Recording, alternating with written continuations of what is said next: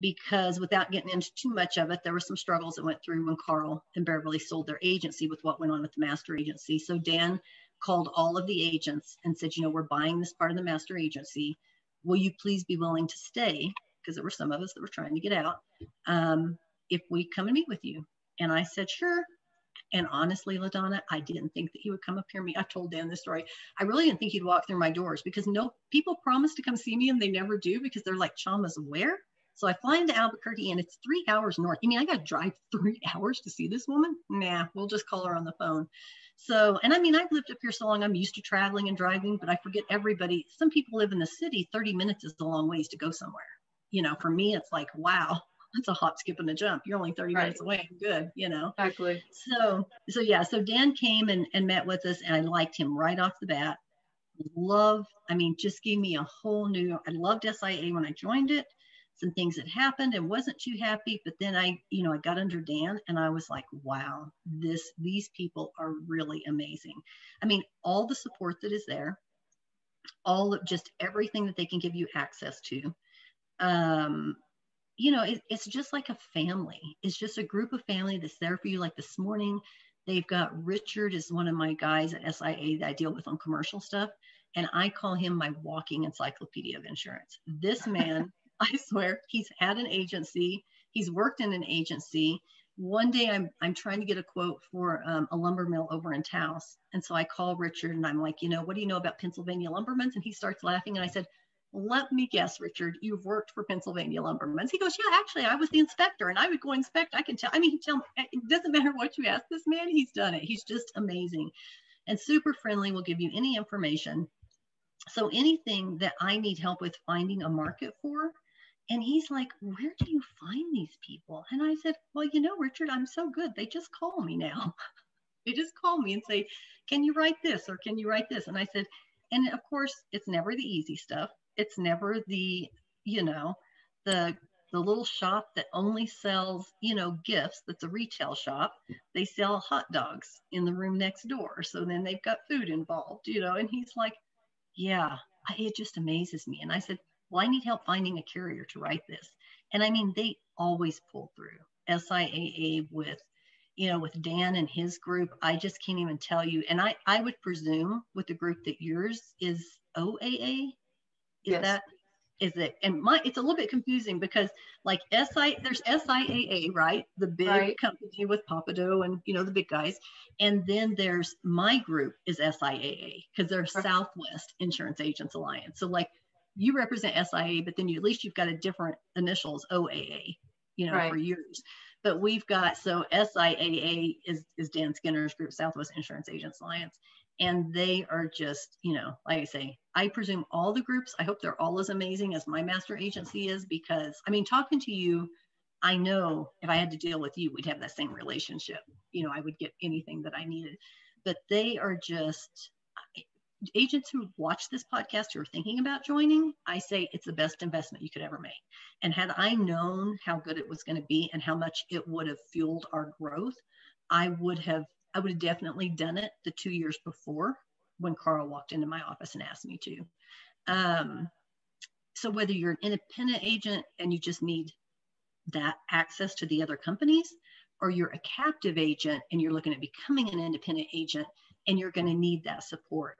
And you need that because you've got to have something that's going to help you fuel that growth. I can't imagine. I mean, my husband, when people find out he started the agency from scratch, back in '89, not a lot of agents do that anymore. It's just too hard. But if you were going to do it, you've definitely got to have somebody like SIAA where you've got access, because not only do you have access to companies, you have to understand that they are going to give you access to products such as agency management systems. There's a system called Lola that we use, which you're probably familiar with. I mean, there's just all of these tools that you will be able to put into your toolbox that you can reach in there and pull out for whatever you're going to need to fix or write or grow. And that's the best way I know how to describe it, is SIAA being all those tools that you need in your toolbox to put in there to help you to grow. I mean, I don't know how people would do it. Independent agents do it without them. I really don't. So how long have you been with SIAA again? Let me see. I'm looking over here. I have a little award that says 15 years. that they give out when you go, when you could go to the meetings in person. They would give you an award. So I'm thinking that's been back like 2 years ago. So I guess I've been with them about 17 years. Okay. And we've been in business. We've been with them 17, maybe 18 years, because we've been in business 30 years. Yeah, when Samantha was born, that was the year. No, that was the year my husband. Yeah, that was the year he started the agency, and she's 31. So it'll be 32 years this year that we've been in business, that he started the business. But, 17 years that we've been a part of SIAA. Wow, I just love your story and just great information. I mean, it's really important because a lot of agents don't think that a company is going to go away. I mean, and you were faced with that with Farmers Alliance. And so to have some, when you're sitting there going, what am I going to do now? It's invaluable to have somebody step in and help you with that situation. So I think it's great that you shared that story, because we kind of take the companies for granted and they're always going to be there and stay in our cities and in our states and that kind of thing. But there is always a movement with the carriers and that kind of thing. So what did they do for you, SIAA? What did they do for you? Did they help you consolidate that book or move that into one of their partner carriers to save that business? Oh, absolutely. They had a whole group that when we originally joined with the original group, and it was Carl, they had a whole employee group at their office. And so what I did was I would just app up, and this was before you could type them up on the computer, so I had to hand fill out all these Accord forms, and I had to send them over. And I mean, I dealt mainly with personal lines. My husband was State Farm. He did personal lines, but he also did a lot of like life and annuities, that kind of stuff, but never a lot of commercial. So I apped up all of that stuff on Accord forms. And I still remember Laurie was her name, that would help me with all the personal line stuff. I would fax it all over to her. She would get it all quoted. And that's one of the ways that I was able to meet those numbers to get the subcodes, because she knew which companies to put it with. And Safeco was one of those companies. So we put it with Safeco right away. A few of them, I think we had Hartford, and it was a little while before we got the Traveler subcode, but Safeco was the big one that we had. So, and then on the commercial line side, I get some of my commercial stuff that I had with them, I had to send over to another guy, Mark, who I'm still, insurance people you just stay friends with forever whenever they help you out, so I still know him. He works at a different agency, but I call him every once in a while. But I always remember Mark, because I got those Accord forms, and I don't know about every other agent, but they're not my favorite thing to fill out. So I would fill them out, and I'm sure I just did like, halfway decent job. And Mark would send them back over to me. And he was kind of harsh. He would call me up and he'd say, so you need to refill out that application. You missed a couple of spots, and I'm putting you to the bottom of the pile. And I was like, say what? The bottom of the pile? But I need this in a few days. And he's like, well, then you should have filled it out right the first time. So I'm a pretty quick learner, because my dad kind of did the same thing. I'm the oldest one. There's just me and my sister. My dad was in construction, and he was always doing stuff, and my sister would have to go and help him clean up. And we'd sweep and sweep and sweep for hours. We'd sweep this big old building, spend like 2 hours, probably felt like all day as a kid. And my dad would never say anything, because he'd show you how to do it, and you'd do it. And he'd be like, okay, we're done. We're going out to play now. And he would say, nope. And I'm like, what? He goes, you didn't do it right the first time. I'm like, oh my gosh, you gotta be kidding me. You didn't do it right the first time. Why didn't you stop me halfway through and tell me I was doing it wrong? He's like, because you'll just learn this way. And it was true, you really learned if you had to do it again. So this kind of came into play with the applications. I would tell Mark, what's not filled out? What? And he would say, well, only half of it. And I'm like, well, where do I get that information? He goes, you got to call your client.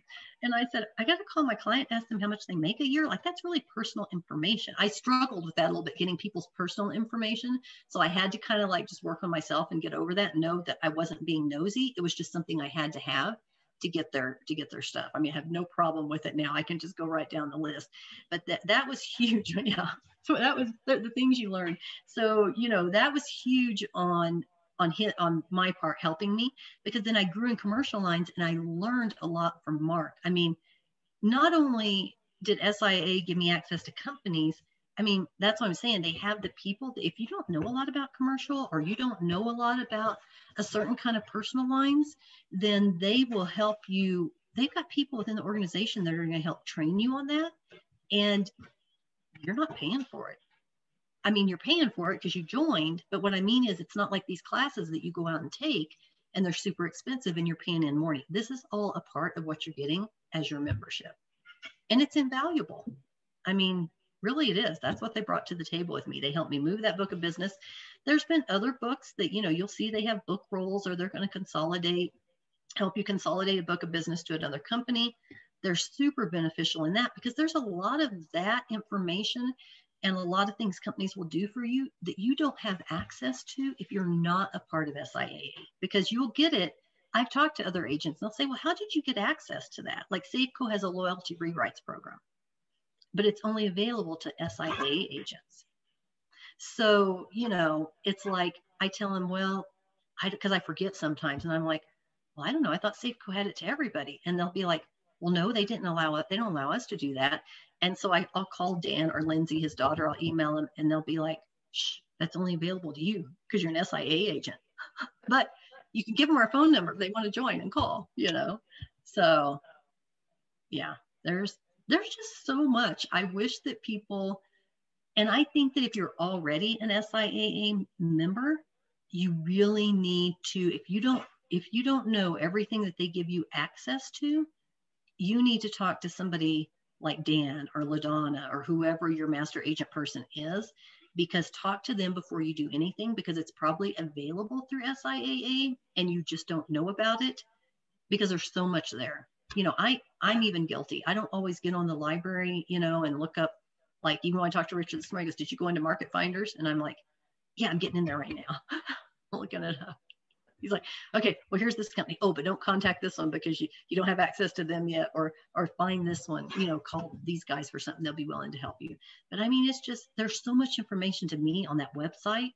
I mean, there's CE that you're pay like, what is it? $1.73 a month per employee or something. I mean, it's super ridiculous. It's so cheap, you know, so you got access to continuing education. I mean, I think you've even got access to, if you've got a life and health license, there's a company on there that you can send over health insurance or life insurance stuff to, which I do life insurance, haven't gotten too involved in health, but I probably need to check them out for people because we're getting more and more, the more we grow, the more people come in and they just want to shop in one spot, which is what we want people to do. We want you to come in here and say, can you help me with this, this, and this? But I'm just saying, if you're getting a divorce, we cannot help you with that. And if you're an SIA member, you can't help them with it either. I need to go find an attorney because I've been asked that before. It's crazy. Everybody who's an insurance agent, if you've done it long enough, it's like you're a counselor, you know. Well, can I come sit at your desk and shut your door and maybe you can tell me what to do here? And I'm like, no, I just can't. You're gonna have to find somebody else to help you with that. But SIA can help you with, I'd say 98% of everything else that you need help with. I think a lot of agents too, you see you're a rural agent where you're at there in New Mexico. And I think a lot of agents think, well, I'm only restricted to my own geographic area where I'm out of. So I know you talked a little bit about how you got customers all over the place. You want to expand on how you've I'd be happy to expand on that. So same person, Mark, they helped me with commercial lines, tells me one day, why don't you have your Colorado license? And I said, and here again, it's just ignorance. I said, well, I didn't know I could get a Colorado license. He goes, you can get a license wherever you want. In my mind, I just thought you had to be in that state, like you had to have a physical location. And I said, well, I don't know. Why would I want a Colorado license? He goes, duh, you're on the Colorado border. And I said, well, now that you talk about it, people do tend to leave and they'll say, can you write me in Colorado? Because we're just 50 miles away. We really want to retain you.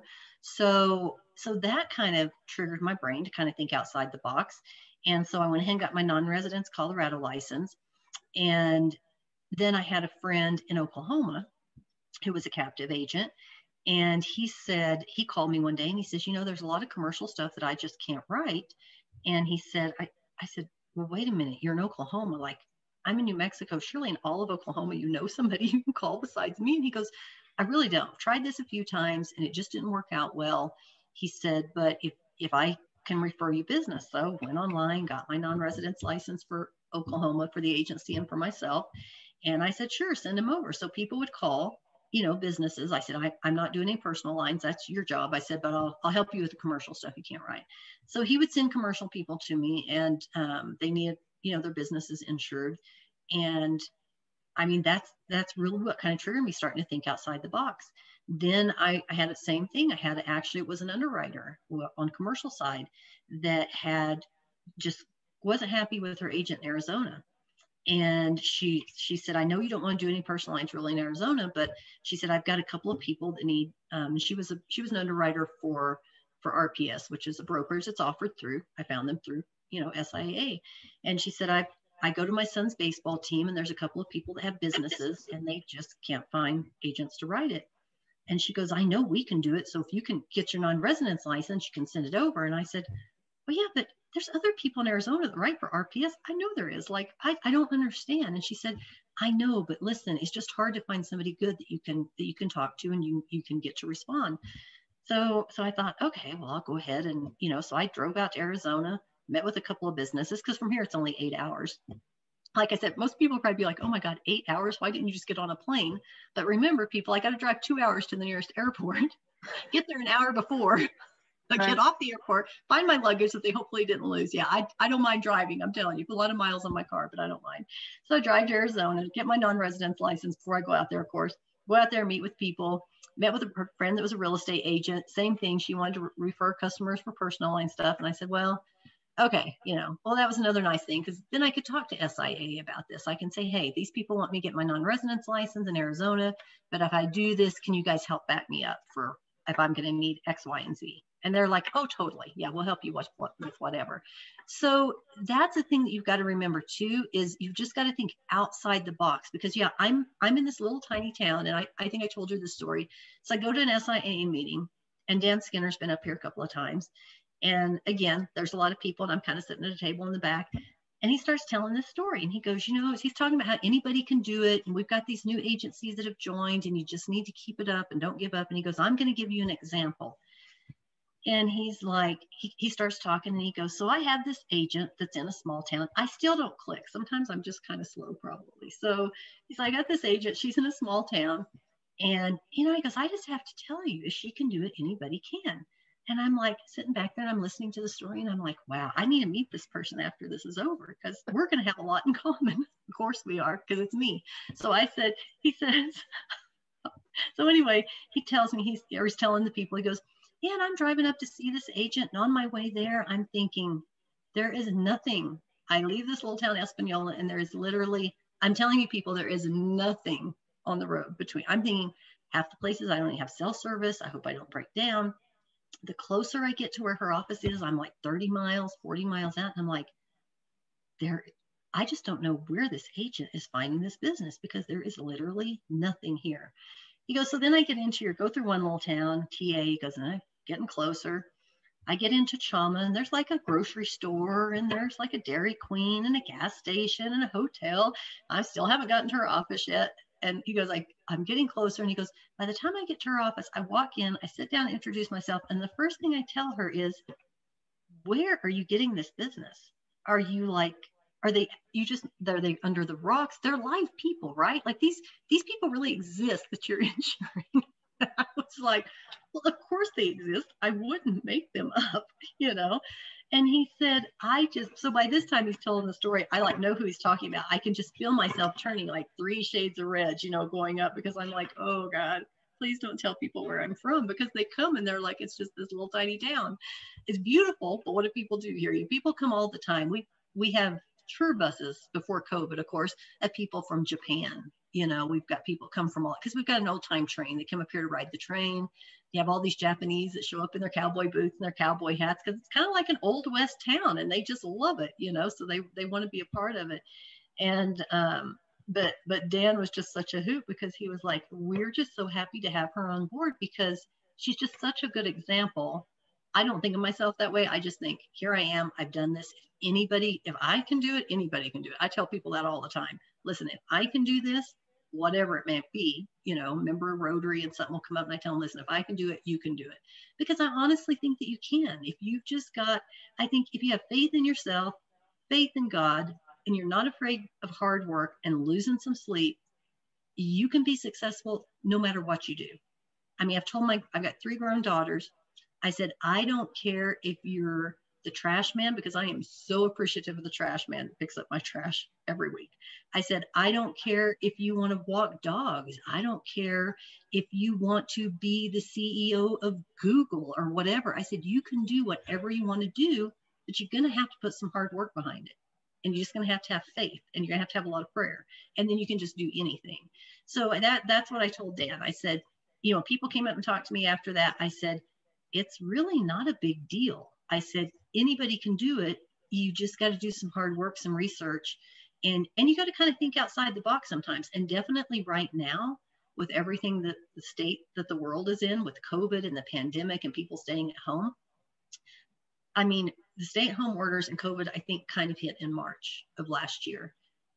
Our business, my bookkeeper came to me this year and she goes, do you realize that you grew the most your second quarter of last year? I said, I'm not surprised. And she goes, why? And I said, because when COVID hit and they started shutting stuff down, I did a lot of praying. I was like, okay, God, whatever it takes to get us through this. Okay. Right. I said, and I really had a peace that everything was going to be okay. And I said, we did grow. And we've helped people grow their businesses. And I've helped other people that have had struggles. Okay, let's sit down and talk about it and think outside the box. Because the other thing that I'm a really strong believer in that I feel like SIAA represents as well is we're here to help each other. So no matter what it is, I'm here to help you. You're here to help me. I don't care whether you're in insurance or you're the restaurant down the street or the coffee shop, or you've got kids in school and now they're having to learn virtual and you're trying to figure out how to do that and you need a computer. Let's go to Rotary and ask them. Let's have you. I've got a gal now, my neighbor, that comes in here twice a week. She's going to college. She graduated in May and she does not get good internet service at her house. And so I was talking to her one day and she goes, yeah, it's really been kind of rough. Like it just keeps timing out. And I said, why aren't you at the office? I've got great internet service now. And she goes, well, I don't know. And I said, well, I've got a computer. She goes, no, I've got a laptop. And I said, I got 2 spare offices that don't even get used. I said, get your butt up here twice a week and use the internet service at my office. I mean, I'll do it for whoever asks, because that's whether you're in a small town, you're in a big community, you've got to help each other. You've got to step up to the plate and just help each other out with whatever. And as long as you're willing to help somebody and kind of pay it forward, I figure you really just can't go wrong. And I feel like SIAA is a representation of that as well, because they've helped me so much. I've seen other agents that they've helped. I've retained a couple of friends that have agencies that I met through SIAA. One's in Farmington and one's in Las Cruces. So opposite ends of the state, both have the same stories with SIAA. You know, both women run agencies. You know, men run agencies too. We'll help you guys too. We're not discriminatory. Doesn't matter. There's a lot of great men out there that run agencies. I just happen to know these 2 women that took advantage of it. And I'll take that back. I do have one gentleman from Rio Rancho, and he was at an SIAA, one of our big meetings a couple of years ago, maybe probably even 4 years ago now. And he was a captive agent, and he came to talk to me and said, what should I do? And I've had this captive agency for a while. I don't know, 20 or 30 years. It was a long time. And this is what I'm thinking of doing, is going out on my own. And I said, I really don't think that you'll ever regret it. And I gave him my story, and we chatted and ended up sitting together at lunch and all that kind of stuff. And now he's a member. His agency's growing great. It's growing. He's got grown kids. So his daughter, I think it's his daughter and 2 sons work in the agency with him now, which support he couldn't support with the captive, but now he can support them. And they're just like, and they've called me, the daughter has called me a couple of times and, you know, for advice. And she's helped me with some stuff too. Like she had me on hold and I was like, where'd you get that on hold music? I love it. And she goes, oh, it's through Captive Audience. Here's the number. I found it through SIAA. And I said, well, I guess I need to get on the website a little more because I didn't see it on there. Great product. So you find out stuff. It's just, you know, helpful in so many ways. Well, I really appreciate you coming on today for this episode of Coffee Talk. Love your story. I know a lot of others are going to be able to resonate, and hopefully, you know, by them hearing your podcast with today, they will start to realize their dreams and take that leap of faith and pay it forward and just get started. That's the main thing, right? Absolutely. Absolutely. It's about taking those action steps, putting one foot in front of the other. And, you know, we're all here to help each other. We're more than happy to help. That's the great thing about the organization. We're a family, like you said.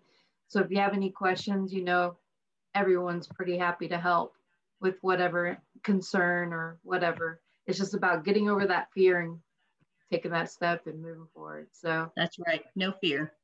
I have a saying. We have it printed on T-shirts, and it goes something like, oh, I can't even remember now that I said that, but it's something like, be the change, be fearless in everything you do. It all begins with you, because that's right. No, you just got to get rid of the fear, move forward. I mean, I see here on your little background thing, it has a cup of coffee, which makes me think I'm probably going to have coffee after we're done, because I've been staring at it, but it says a forward.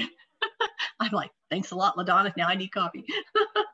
A forward thinking podcast. And I'm like, forward thinking. I love that, because that's what you've got to be.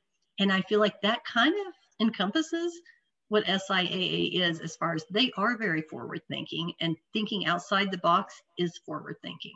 So I agree. Yeah. Well, again, we appreciate it. I'm so grateful to have met you. I'll have to consider you a friend now. And, well, absolutely. And give you a call here and there and see how things are going. And please also stay in touch. If anybody wants to get a hold of you, can they get a hold of you? Oh, and absolutely. Ask you questions? Yeah, I'd be happy to talk to anybody. If anybody's got questions, yeah, I'd be happy to answer any questions. They can get a hold of me. Do you want me to give my information, or do you want to post it somewhere? Yeah, that's fine. You can go ahead and give it, and then I'll also post it in the description. Perfect. Yeah, you can go to our website, which is www.ron, insurance.com. And it's got a link on there. It says info at, and you can email me, or you can just email me at Pamela at PAMELA at ronalcorninsurance.com. Perfect. Well, thank you, Pamela. Thank you. It's always great to have them have that information, to hear it from you. They speak with us, but it's really great to, you know, hear it from the agents themselves who have went through the experience. And you've been doing this for 17 years with SIAA, and, you know, what, 3 decades? Yeah, a little while, almost. I know I don't look old enough to be around 3 decades, but oh, you look just like I tell myself that every day. I'm 56 now, and I'm like, yeah, I'm looking good. Just keep skiing, keep, snowshoeing, keep doing what I do to go outside. So no matter how old you are, you got to always tell yourself you look young. Look in the mirror and go, yeah, I look good. I look good. You look 30 to me. So see, you are a kindred spirit. I knew it. Yes. Yeah. You look definitely 30 to me. So well, it's all that activity.